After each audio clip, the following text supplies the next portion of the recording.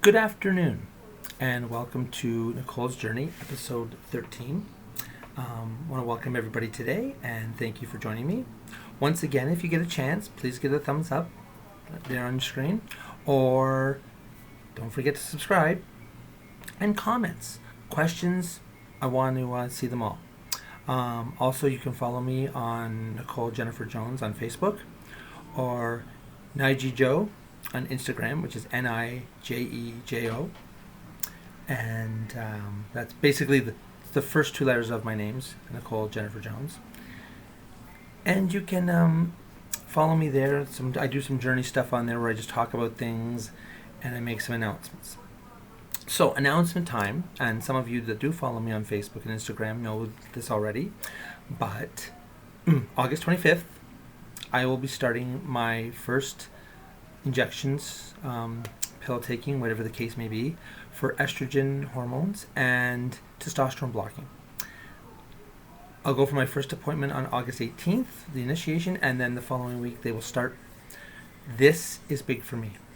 This is something I wanted to do once I realized it could be done. Not all transgenders go this route. Some come out and they're just, this is my body, this is the way it is. I, on the other hand, want to keep going forward to make the outside match the inside how I feel. I mean, I've done the hair, looks good today. I've done the earrings. I do the makeup, I do the nail polish, I do the bling. Today, nice pair of jeans on, stockings, just a little cooler out today, so it's a nice fall feel. But the estrogen and the testosterone blocking is another journey, is another part of my journey that I want to do. And like I said, not every transgender does it, and to each his own. You feel how you feel in your skin, and you're allowed to be the person you want to be. So, that being said, today I want to talk about cross-dressing versus transgender. And we'll also dip a little bit into my journey and how I've got to where I am. I know we've talked a little bit about it, but we're going to just going to give you a little insight. So, first of all, for cross-dressing versus transgender, pretty much every male to female transgender, before they came out, in their life, they cross-dressed because they wanted to get the feel. They wanted to feel the underwear, the bra, the stockings, and then they got into more. But a cross-dresser who's just a cross-dresser more than likely is into it for just to get that sexual release. And I know it sounds a little rough there, but it is. It's a sensual feeling female silk on your body. Women's clothes are very, very sensual feeling. The panties, the stockings, even bras, everything else, the clothes are just, they're so much delicate, so much softer. And they give that man, if they're cross-dressing only, that release. Most cross-dressers do it once in a couple months, maybe once or twice a month, maybe 3 times, maybe a little more, depending on who you are. And it's only for a couple hours. And after the release is worn off, it's off with the clothes and back on with the female clothes, and then it's off to do whatever you want. Some cross-dressers decide to keep the panties on under their business suit, work clothes, uniform, whatever the case may be. And that's another step. Transgender is not cross-dressing. Because once you come out transgender, you're wearing your clothes. I am a female. I am wearing women's clothes because I am a woman. I came out as a woman, and that's how I am. So when you're on dating sites, and I have been in recently, I'm just basically looking to see what's out there, and all I can say, ladies, of those of you who've been on dating sites, wow, there's some real fun ones out there, aren't there? I mean, there's some nice ones I've met, and they're really nice guys, and they do know about my transgendering, a lot of them do, but I can just imagine they proposition you just as much as they proposition trans. And one of the big questions I get from these guys are you dressed? What are you dressing? What are you wearing? Or, ooh, are you going to put on your stockings and your garter and your miniskirt? I'm like, no, I'm already dressed. I'm in nice looking clothes. I feel good. You know, I don't know you well enough. Who are you? All that crap. They think that, and a lot of them, I've talked to them, a couple of them, they think transgender is that. They think, well, no, you've got to go back in your man's clothes. I said, no, I don't have man's clothes. I'm not a man. When I transitioned to a female, that day I got rid of all my male clothes because, you know, I think I kept a few t-shirts, sports t-shirts, because they still look good, but I did not keep my male clothes to wear on a day-to-day basis. I'm not male. So the big difference is night and day. Cross-dressers are male who wear women's clothes for release. A lot of the times they're straight. A lot of times. Transgenders are female.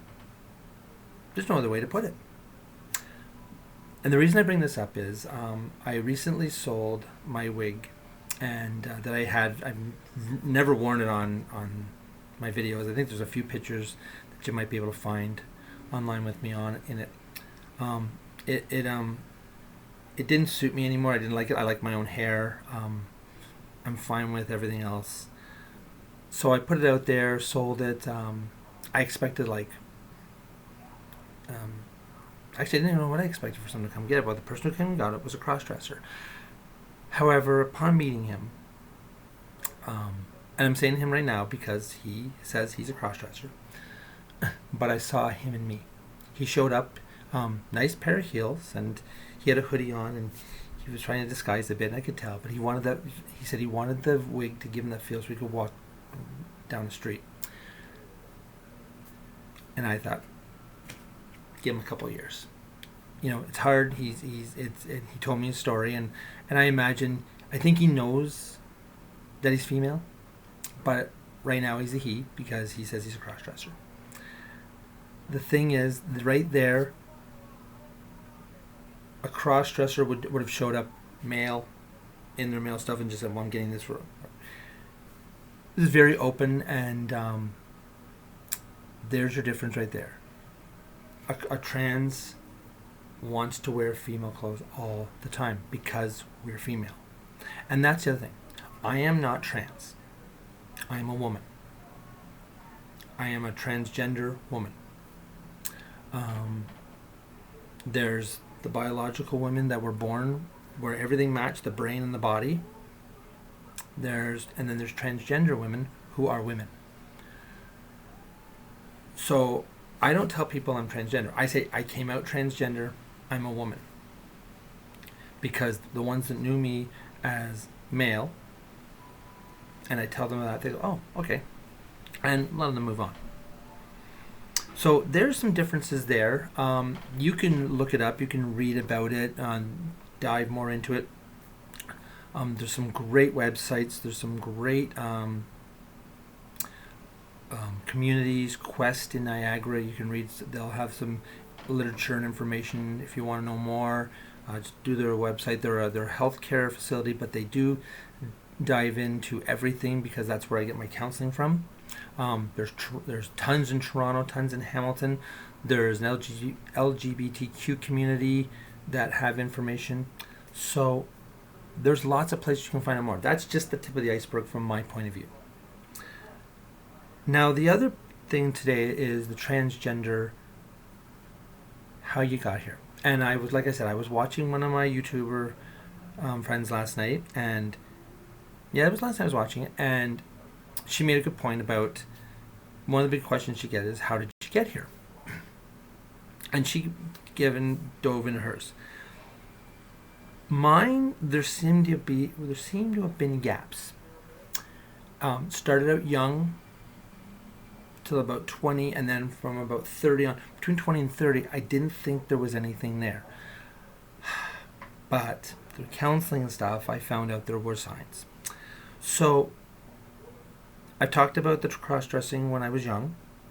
I talked about doing it again when I got older. But take away the physical part, and take away the wearing the clothes and stuff.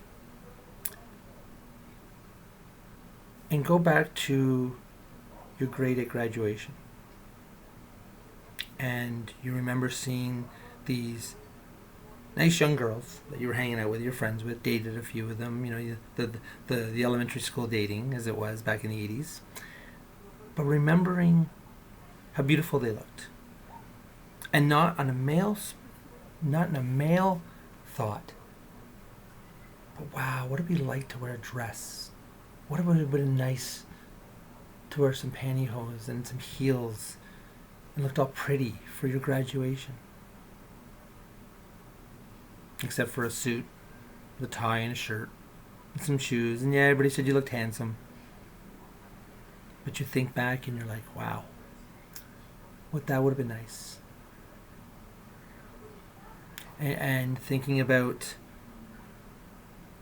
going to high school and seeing the cheerleaders. And not being one of those, hey, I want to get one of those cheerleaders. But saying, wow, I'd have loved to have been a cheerleader. Not saying I would have had the acrobatics, because I wouldn't have. But it's just things you start to remember. You remember dating someone who was beautiful. And she's an amazing woman. But all along, you kind of envied her and wished you could have been her. And you suppressed all that, because through the relationship, you wanted to be with her. But then you realized the relationship didn't work because you were never going to let it work. Because the inner female in you didn't want to be with her. She wanted to be her. And these are things you start to find out. And then you get married and you have kids, but little things come on. You watch TV shows, and you don't want to be with these women. You want to be them, and that keeps coming back and back and back. For me, like I said, there was no today. But as my children got older, and I realized through my whole life I was a follower, and I sat back in the wings and hung with the group of whoever group I was hanging with, and I was just there. And I didn't want to be that anymore. But I realized the only way that was going to happen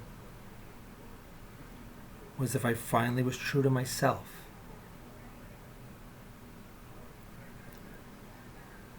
And as things went on, and I kept thinking I couldn't do it, along comes my nephew Evan, and along comes my friend Ryder.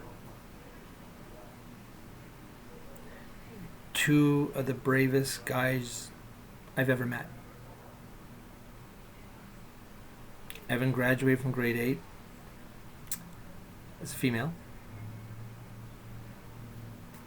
and announced before high school that he was male, and he was transgendering from his female assigned gender to how he really felt inside. Ryder, who was female, was married to another female, lesbian relationship, beautiful relationship, couldn't live his lie anymore. And I don't say that in a mean way, not a lie like meant to be a lie. Like I say, I lived my lie. But needed to be true to himself. And sacrificed a lot of things. But the bravery of both of them, and people tell me all the time, oh, you're so brave. Not really. I waited till it was safe. I waited till I had a job that was a safe place. I waited until My kids were grown up, so they were safe. I waited until everything was perfect for me. But thanks to those two wonderful men, they made me realize I could do it. So those were the things that came into me. Other transgender may have different stories. They may have a holy crap moment. But we all have little steps that get there. COVID-19 had a lot to do with it. It pushed me faster. I think like I said, after my 50th birthday, I was ready to come out probably in the next couple of weeks, probably September, after summer was over, baseball was over, William had gone to OBAs, was off to college, and then COVID happened, messed up a lot of things, but it pushed me to come clean to myself and come clean to everybody else. You get to a point where you can no longer live in the persona that was assigned to you. On February 25th, 1970, a doctor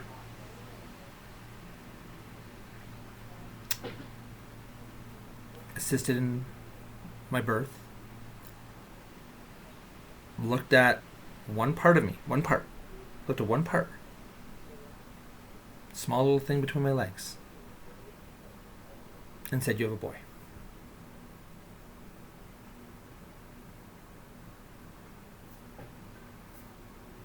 From that day forward, I was to live as a boy, according to that doctor. What he should have said was, the sex of this child is male. The gender is to be determined. Now, I know, 1970, that ain't happening. I get it. But that's something that needs to happen now.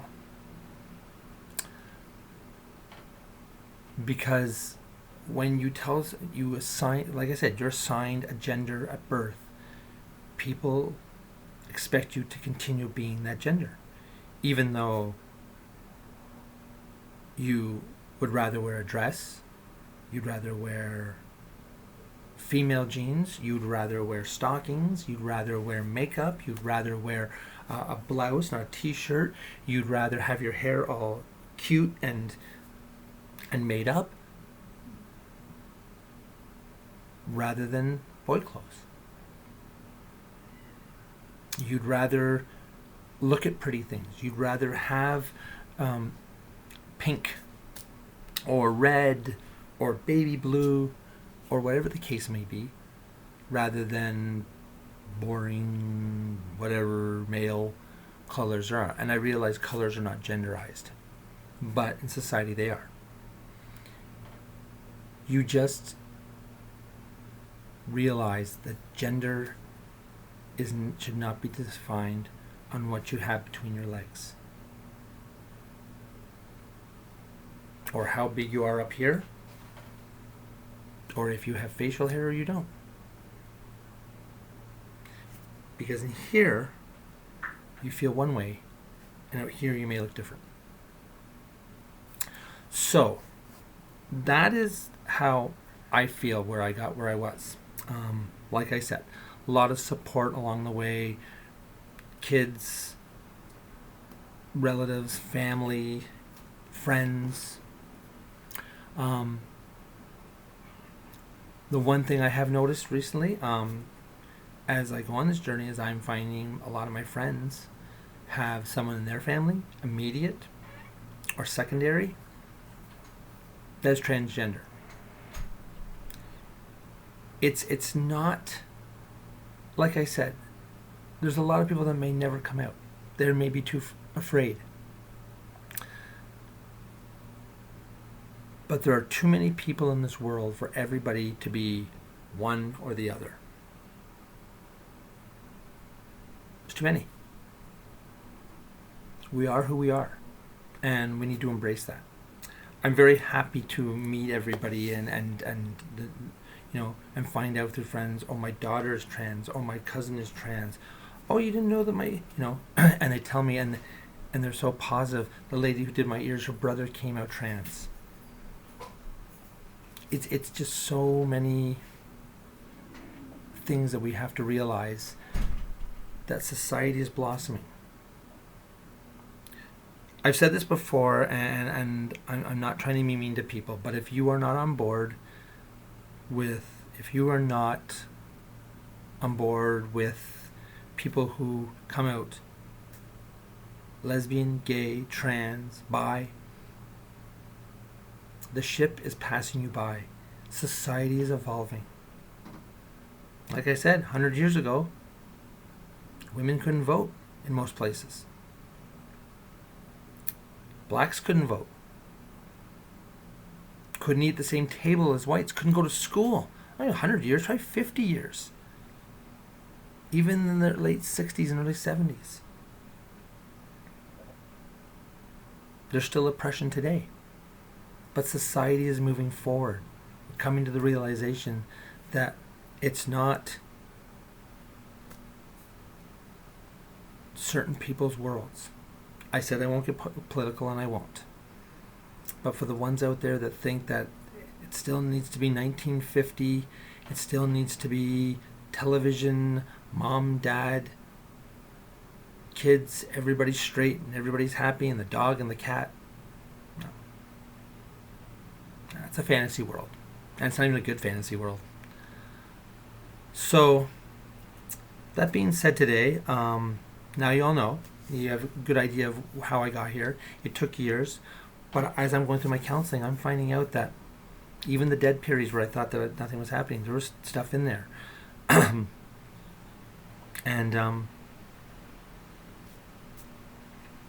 it is what it is. And we've heard that saying in the past couple of days. Like I said, no political.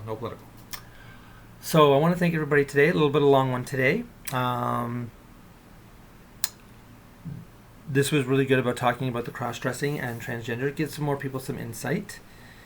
So next time we meet, I'm going to talk, probably next couple of days, I'm going to do the next one probably after I have the laser hair, so we can give you a look and give you an idea of what happened. And we'll go through that a bit. And how anxiety and nervousness plays into things when getting ready for the day for a trans who hasn't done the whole thing yet. Shout out today, I'm just going to do one. And this is to my friend Harley.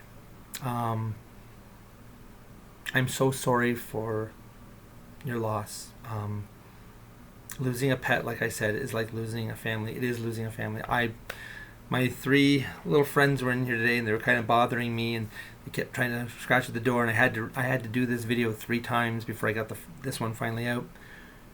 And all I could think about was Harley losing her dear cat yesterday. And to you, Harley, I'm thinking about you. I'm sorry for your loss. And I, like I said, when I read your thing yesterday, I was in tears. And you're a beautiful woman, and you know what? Loss is a loss, and I hope you get through this, and pray for you. And I think about you.